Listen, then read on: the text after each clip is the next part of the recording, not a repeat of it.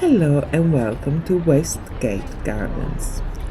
Every walk around Canterbury should end here, at these beautiful gardens. Most of these gardens were originally underwater. They were part of the moat that surrounded the city wall. The wall was destroyed during the English Civil War of 1647. I couldn't find much information about this area until 1886, when the land was bought by Mr. Williamson.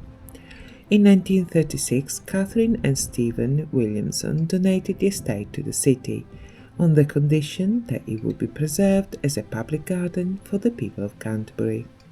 This is a folly. A folly is fundamentally a garden ornament. Follies were used to create a fantasy world in large gardens. Common designs were Roman temples, Gothic ruins, and Oriental pagodas. This one was probably built in Victorian times.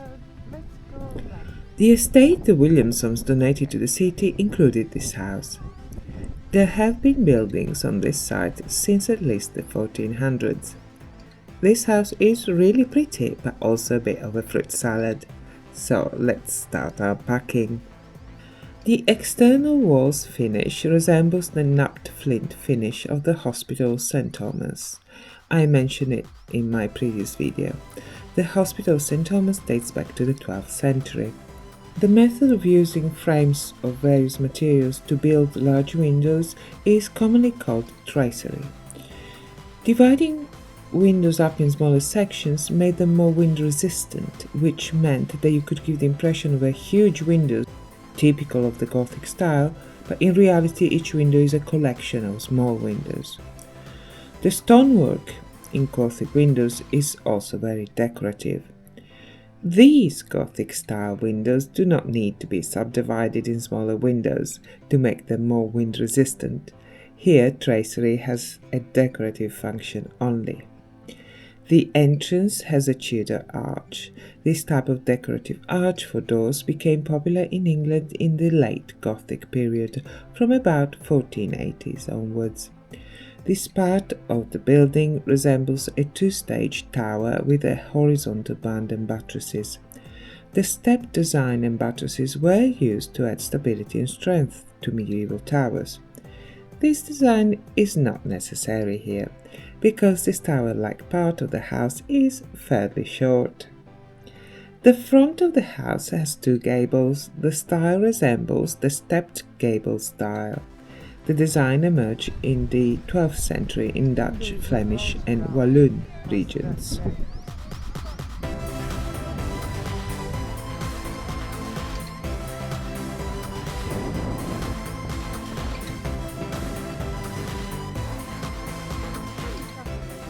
We go around the back of the house.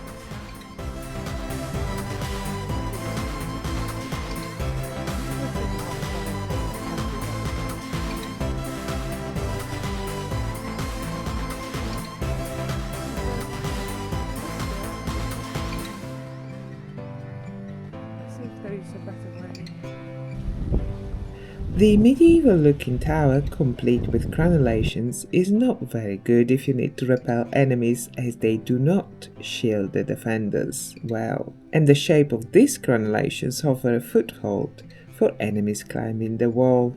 As a lookout tower, it is too short, and as a defensive tower, it is too small. In short, it is purely decorative. The roof at the back of the house ends in a scroll gable. The scroll gable first appeared in the Flanders and quickly spread across northern Europe and England. The scroll gable is the stepped gable with an Italian Renaissance makeover. This house is a pastiche of medieval and later architectural styles because it was built in Victorian times, around 1850, at the height of the medieval revival. The medieval revival was a cultural movement that gained momentum during the Industrial Revolution. The Industrial Revolution is literally going full steam ahead. It is radically changing the landscape. Factories pull people in from the countryside. Villages die away, while large towns seem to appear overnight at the feet of the tall chimneys that now slice the skyline. Black smoke and the smell of industrial processes fill the air. The bucolic and mostly imagined green and pleasant land of Constable is gone, and all you are left with is the taste of coal in your mouth. So there is a longing among the middle classes for a simpler, more natural time. There is a renewed interest in pre-industrial times, and medieval art and architecture are rediscovered and reinvented. One example of medievalism you all know is Pugins and Barry's Gothic Revival masterpiece, the British Houses of Parliament, built in 1835-1847.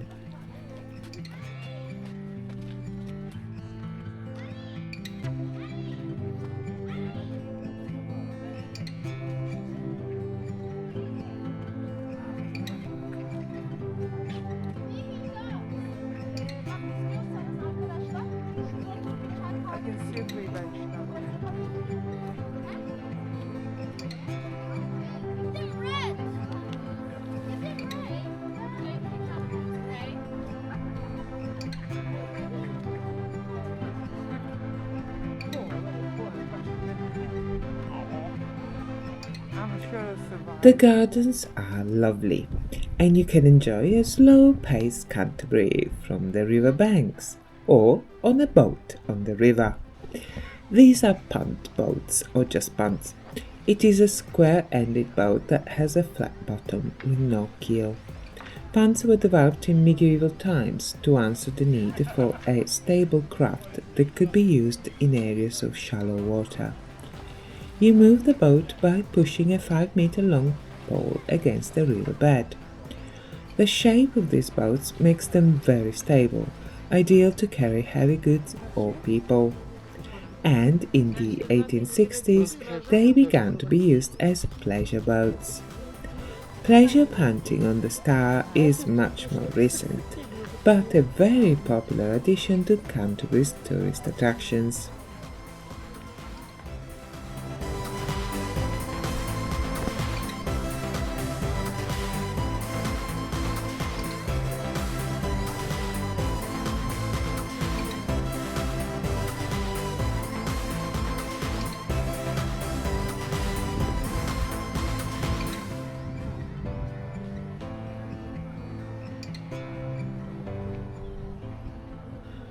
The gardens are used by the local community for a variety of events, and on the day I was there, a local art group had set up an open-air art gallery in a leafy corner of the gardens.